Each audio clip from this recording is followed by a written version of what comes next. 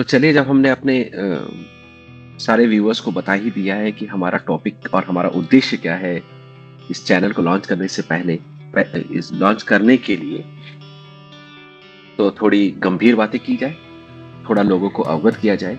और मेरे ख्याल से सबसे पहला स्टेप जो कोई भी मैट्रिमोनियल डिस्प्यूट में होता है वो है लिटिगेशन, जहां फाइल्स बनाई जाती है, जहां आरोप प्रत्यारोप का सिलसिला शुरू हो जाता है। बहुत सारी चीजें लिख दी जाती है, बोल दी जाती है जो शायद सच भी ना हो, लेकिन आक्रोश में आकर के लोग बहुत कुछ कह जाते हैं और बहुत कुछ लिख जाते हैं और बहुत कुछ लिखवा भी दिया जाता है। और लोगों को फिर उसके बाद एक मिथ पैदा होता है कि बहुत ज्यादा लिखने से बहुत ज्यादा न्याय मिल जाएगा और बहुत जल्दी न्याय मिल जाएगा। आज इस मुद्दे पे इन सब का मिथ बस्टिंग करते हैं हम। लेकिन इससे पहले आप हमें बताएं कि वो जो स्टेप्स हैं, कितने स्टेप्स होते हैं ये सारे प्रोसेस में। देखिए, सबसे पहले तो हमें ये समझना होगा कि हमारी भारतीय जो है न्याय प्रणाली कैसे काम करती है। ठीक है, हमारे यहाँ एडवर्सेरियल सिस्टम फॉलो होता है, जिसका मतलब है कि एक पक्ष होगा, दूसरा प्रतिपक्ष होगा, दोनों एक दूसरे के विरुद्ध दलीलें देंगे और उनके बीच में से सच ढूंढने की कोशिश जो है वो जज साहब करेंगे। तो सबसे पहले आप चाहे डिवोर्स केस हो, कस्टडी केस हो, एलिमनी केस हो, डाउरी केस हो या कोई और अन्य मारपीट का केस हो, सबसे पहले आपको अपनी तरफ से एक प्लेंट जो है वो फाइल करनी होती है। उसके बाद फिर धीरे धीरे आपको एक डेट दी जाती है। उस डेट के समय अगर आप उपस्थित रहे या कोर्ट में कुछ एडजर्नमेंट हो गया या कुछ डिले हो गया, हड़ताल हो गई, जो कि आम बात है, तो फिर वो 2-3 महीने के लिए आगे खिसक जाता है। उसकी जब पहली बार आपका मुकदमा लिस्ट होता है तो उस समय सिर्फ केस को एडमिट किया जाता है और नोटिस इश्यू की जाती है। ठीक है, तो ये केस एडमिट होना और नोटिस इश्यू होने की प्रक्रिया में लोगों को लगता है कि मैं आज केस फाइल करने जा रहा हूं तो कल मेरा केस फाइल हो जाएगा। लेकिन आपके वकील साहब को भी समय लगता है केस प्रिपेयर करने को, एविडेंस उनकी अपनी प्राथमिकताएं हैं। तो मुझे लगता है कि अमूमन आपने जिस दिन निर्णय लिया कि मुझे केस फाइल करना है और उसके बाद आप वकील से मिले, वकील ने तैयारी की, फिर फाइल किया जूनियर के थ्रू, वो सब, और फिर पहली डेट आई और नोटिस इश्यू, इस सब में कम से कम 6 महीने का समय चला जाता है। ठीक है, और ये तो सिर्फ शुरुआत है, ये ट्रेलर है। ऐसा ही आपको हर स्टेप में देखने को मिलता है। ठीक है, उसके बाद सामने वाली पार्टी 2-3 बार जवाब नहीं दे सकती, 2-3 हियरिंग तक वो समय ले सकती है, और हमारे कोर्ट्स बहुत उदार हैं और वो समय देते रहते हैं। तो उसके बाद उनका रिप्लाई आएगा, फिर उसके बाद बीच में कोई इंटरिम एप्लीकेशन फाइल होगी, फिर उसमें भी उनका रिप्लाई आएगा, और ये सब प्रक्रिया, इंटरिम एप्लीकेशन का डिस्पोजल होगा। उसके बाद फिर पुराने मेन मुकदमे में केस जाएगा, मेन मुकदमे में फिर एविडेंस होगा, एविडेंस में कितने गवाह, कितने सबूत और कितने क्रॉस एग्जामिनेशन, चीफ एग्जामिनेशन होने हैं, उन सब पे निर्भर करेगा कि कितना लंबा ये सब चलता है। इसी बीच आपके जज साहब का ट्रांसफर हो जाएगा, दूसरे जज साहब जो आएंगे वो अपना अच्छा खासा समय लेंगे और उस प्रकरण को समझने के लिए, और वो कुछ ऐसा निर्णय भी दे सकते हैं जिससे थोड़ा समय और आपका बढ़ जाए आपके मुकदमे। उसके बाद फिर एविडेंस का स्टेज खत्म होगा किसी तरह से, 2-3 साल कम से कम मिनिमम आप पकड़ के चलिए। उसके बाद फिर आर्ग्यूमेंट की बात आएगी। आर्ग्यूमेंट में भी जो है वो सबसे बड़ा पेन पॉइंट होता है एडवोकेट्स के लिए, तो वो उसमें भी अपना समय लेंगे दोनों पक्ष। और फिर उसके बाद फाइनल आर्ग्यूमेंट होते होते बीच में कोई और इंटरिम ऑर्डर आ जाएगा जिसके खिलाफ कोई पार्टी चाहे वो हाई कोर्ट चली जाएगी, फिर हाई कोर्ट से आपके मुकदमे पर स्टे लग जाएगा। तो इस तरह से जो है वो आप जूझते रहेंगे 10 साल।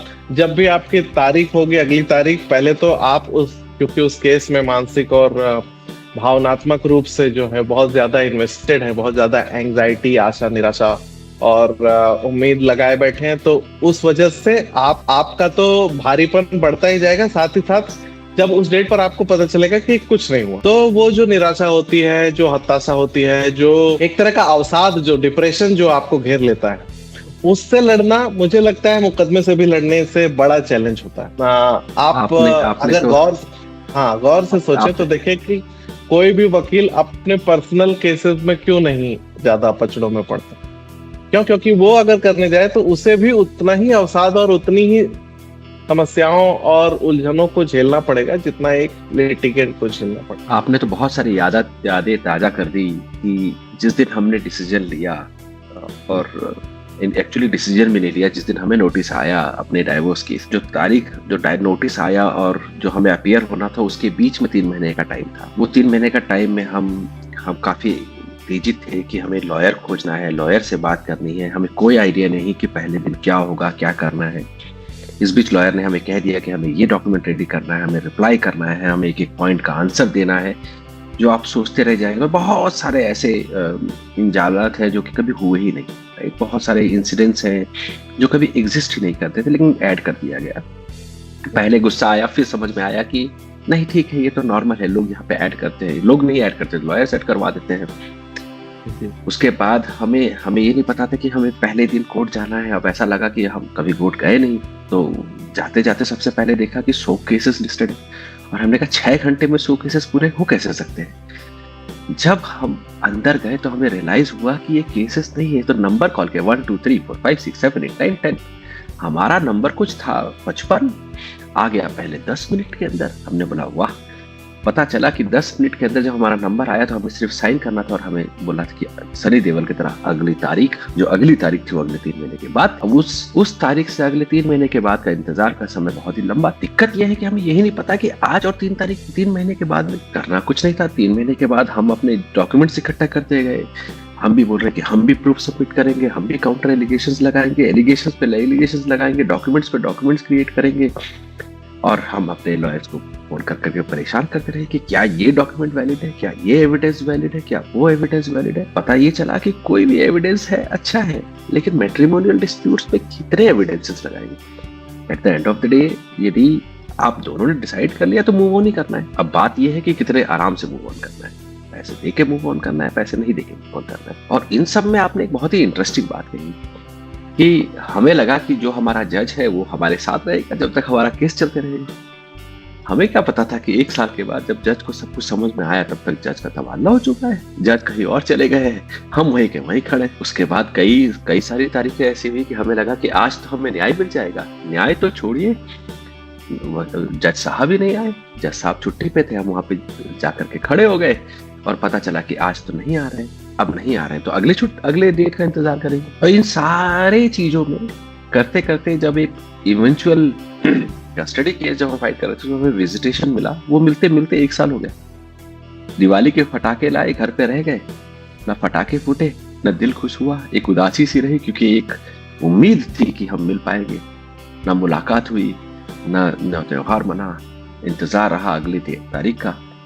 अगले तारीख में मिलने को ऑर्डर मिला गया और फाइनली हम हफ्ते में 1 दिन मिल पाए। और इन सारे चीजों के बीच में काफी समय निकल गया। आपने बात दूसरा सबसे इंटरेस्टिंग ये है कि हर कोर्ट और हर जज की ऑपरेट करने का मॉडल बहुत ही अलग है। वही केस जब आप एक जज और एक लोअर कोर्ट को देखोगे वर्सेस वही जज एक हायर कोर्ट को देखोगे, या हायर कोर्ट में जब सुनवाई होती है वर्सेस सुप्रीम कोर्ट, बहुत अंतर है इन तीनों चीजों के बीच में। एक चीज जो डिस्ट्रिक्ट कोर्ट्स में भी अलग अलग डिस्ट्रिक्ट में जजेस का तरीका मैनेज करने का चीजों को अलग होता है। अलग अलग कोर्ट रूम, एक डिस्ट्रिक्ट में ही आप देखेंगे अलग अलग कोर्ट रूम में कोई जज किसी तरह से फैसले लेता है, दूसरा जज किसी तरह। तो एक कंसिस्टेंसी जो है, जैसे अंपायर के लिए गाइडलाइंस होती है कि इस रेखा के बाहर अगर गेंद गई तो वाइड बॉल है, और उसमें यूनिफॉर्मिटी होती है। अगर वो गलती करता है तो थर्ड अंपायर भी वही नियम और वही चीजें फॉलो करता है। तो उस तरह की यूनिफॉर्मिटी यहाँ पर नहीं है। बहुत सारी चीजें जहाँ पर जज का अपना बायस या अपनी अंडरस्टैंडिंग या अपनी मोरालिटी भी आपके फैसले को इधर उधर मोड़ सकती है। दो लोगों की लड़ाइयों के बीच में इट्स द जज हु इज ऑन ट्रायल, तभी तो कहा जाता है जज हु इज ऑन ट्रायल। बिल्कुल। और यहाँ पे आपने बहुत ही बढ़िया और बहुत ही सटीक कंपैरिजन किया है। यहाँ पे एक और है कि जब लोअर कोर्ट का जज कोई ऑर्डर पास करता है तो फिर वो हायर कोर्ट के पास जाएगा। हायर कोर्ट का जज कोई ऑर्डर पास करता है तो उसको सुप्रीम कोर्ट में चैलेंज किया जाएगा।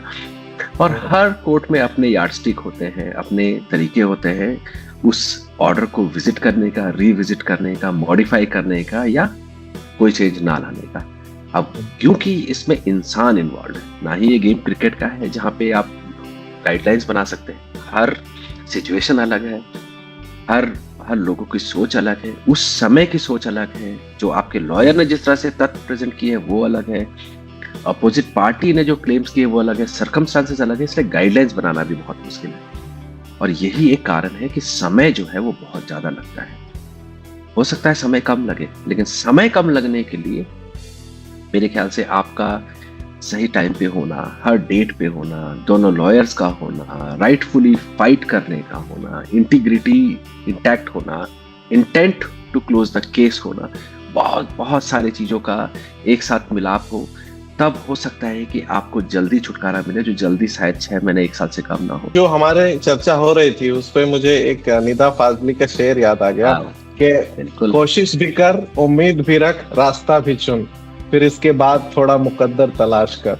लेकिन अगर उसी लॉजिक को अप्लाई किया जाए तो यहाँ भी ऐसा ही होता है कि कोशिश भी कर, पैसा भी दे, और कागज भी दे वकील भी चुन, और मेहनत भी कर, उम्मीद भी रख, और फिर उसके बाद थोड़ा मुकद्दर तलाश कर। बिल्कुल। और वो मुकद्दर आ भी जाए, अगर आप लकी भी हैं, तो भी आपको जो मिल रहा है वो इतना देरी से मिलेगा कि उसकी जो खुशी है वो खत्म हो जाएगी। और like we always keep saying कि ऐसे में कोई जीतता नहीं है। आप जीत के भी हार चुके हैं और आप हार के भी जीत चुके हैं।